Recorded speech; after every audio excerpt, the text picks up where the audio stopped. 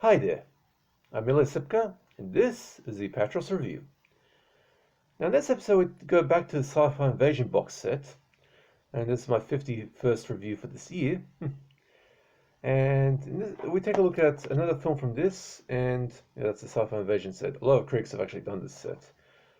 And in this case, we'll take a look at a 1969 film called It's Alive.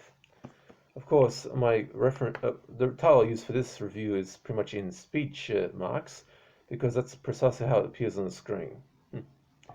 Now, this is an American telepic. For those who don't know, that's basically a television movie, and it's an American production. And as for the release date, it's kind of tricky to find out because the IMDb doesn't actually list the release date. But Wikipedia, if I don't use Wikipedia for research, but the closest I could get was them stating it at 30th of October 1969. So that's the one we'll go by. And the film was directed, written, and produced and edited by Larry Buchanan. Of course, it was based on a story called Being by Richard Matheson. And the cast includes Tommy Kirk, Shirley Bond,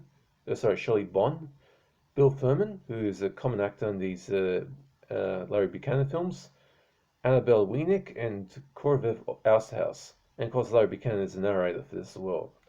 Now, as for the review print, this is another of the many releases from Mill Creek, my review print being featured in the infamous 50 film box set Sci-Fi Invasion.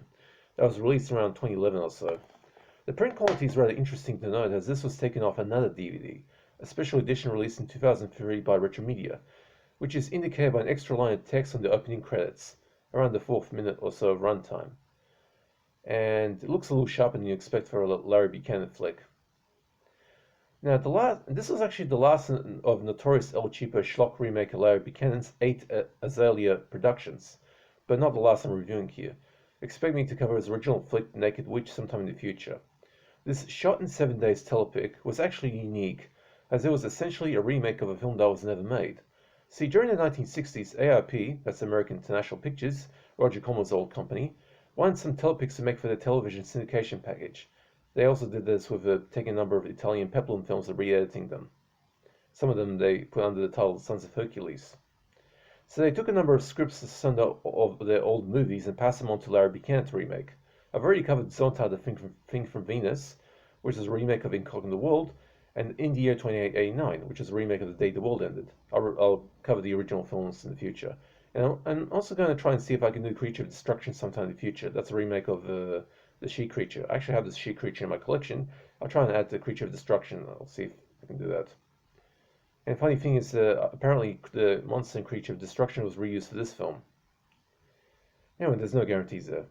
For this one, ARP had a script for a movie they were planning to make called GOO, that's G-O-O as an acronym, based on the Richard Matheson story.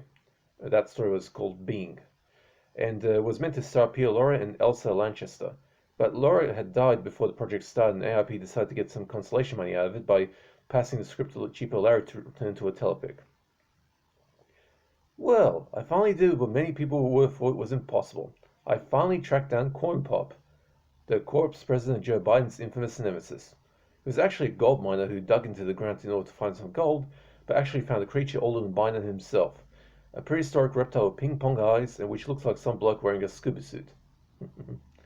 Cornpop initially was frightened by the creature, but quickly made the reptile his friend.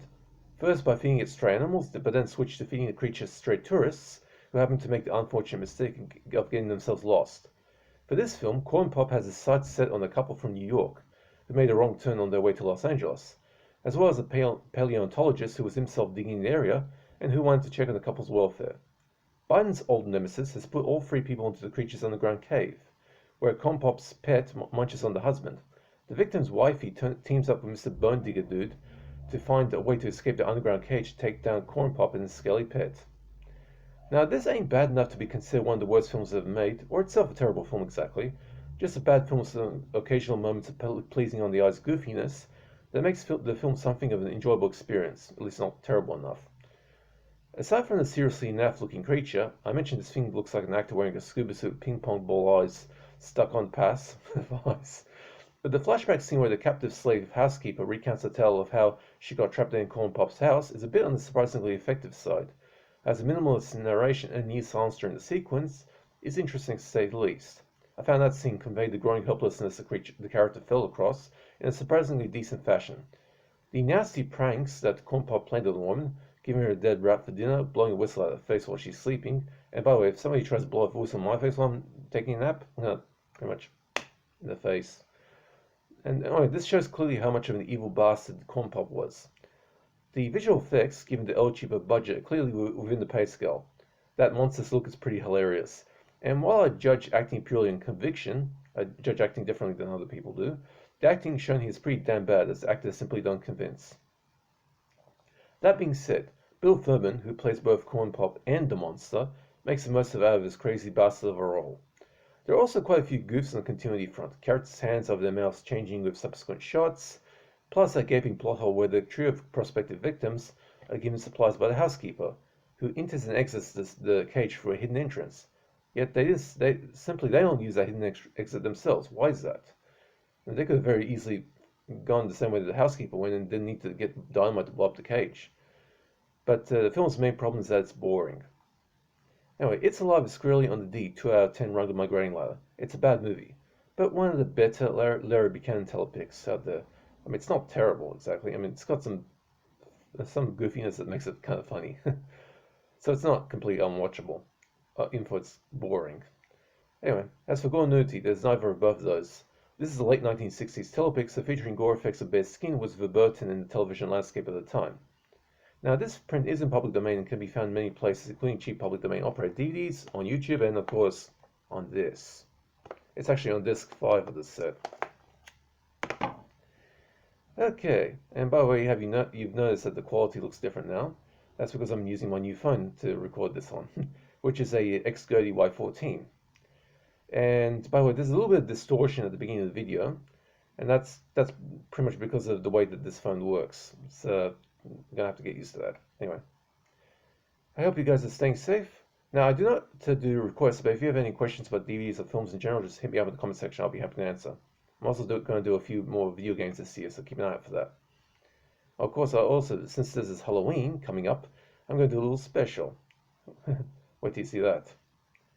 Okay, hope you guys are staying safe. Take it easy, and that's it for this review. See ya.